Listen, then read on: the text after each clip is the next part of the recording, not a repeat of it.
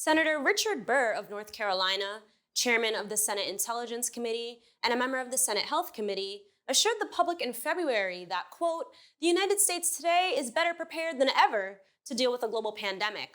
But privately, he was selling off as much as $1.7 million worth in stocks and telling his wealthy friends and business associates that the coronavirus was so aggressive in its transmission that its spread would be akin to the 1918 flu pandemic. There's one thing that I can tell you about this. It is much more aggressive in its transmission than anything that we have seen in recent history.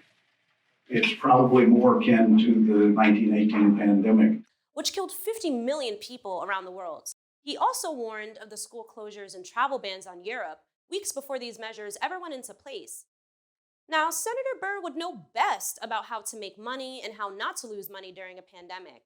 He's well versed on these issues because he wrote the law that sets the framework for the federal response to pandemics. So while the rest of us were dealing with a flood of contradictory and confusing messages from all levels of government, to be finally told this was an emergency in such an uncoordinated way, which naturally led people to flood into grocery stores in a panic and then caused immediate unemployment for millions. Members of Congress, who are supposed to represent us, were using their inside information not to warn people correctly, but to get millions of dollars out of their investments before the stock market crashed.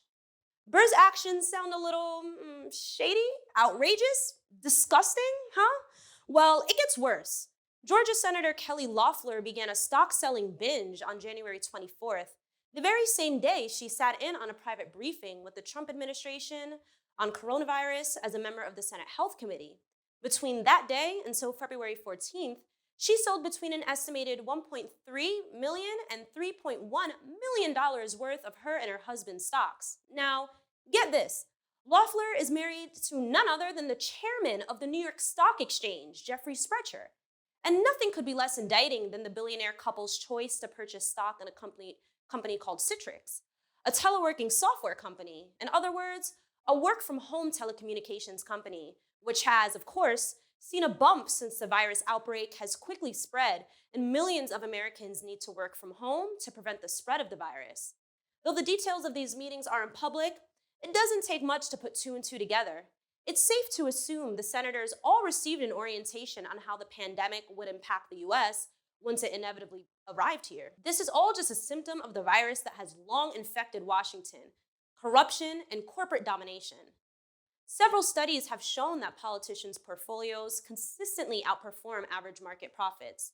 One analysis of almost 62,000 stock trades made from 2004 to 2010 showed that politicians outperformed the market by 20%, with those of high-ranking Republicans beating the market by a whopping 35%. None of this is accidental. The political elite and the financial elite are so deeply intertwined, they represent each other's interest. Not to mention the armies of professional lobbyists living in Washington and pumping money into the politicians who then write laws that serve their industries while trading stock tips at cocktail parties and country club meetings. This has been the norm long before the coronavirus crisis.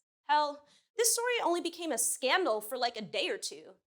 And that's right, these senators are still sitting right there in Congress, haven't even apologized, let alone resigned for their actions, and are still voting on what sort of relief you and I and all the workers of this country are going to get. Paid sick leave and family leave, a moratorium on rent and evictions, universal health care, all things that tens of millions of families need right now are being decided by this body of multimillionaires. Oh, and it's been weeks since the virus began to spread across the states, and they still haven't passed a bill. Stocks and bonds get emergency attention from senators, not the people. If you're a bank, you get an emergency bailout. But if you're a worker, at this point, you're left to fend for yourself.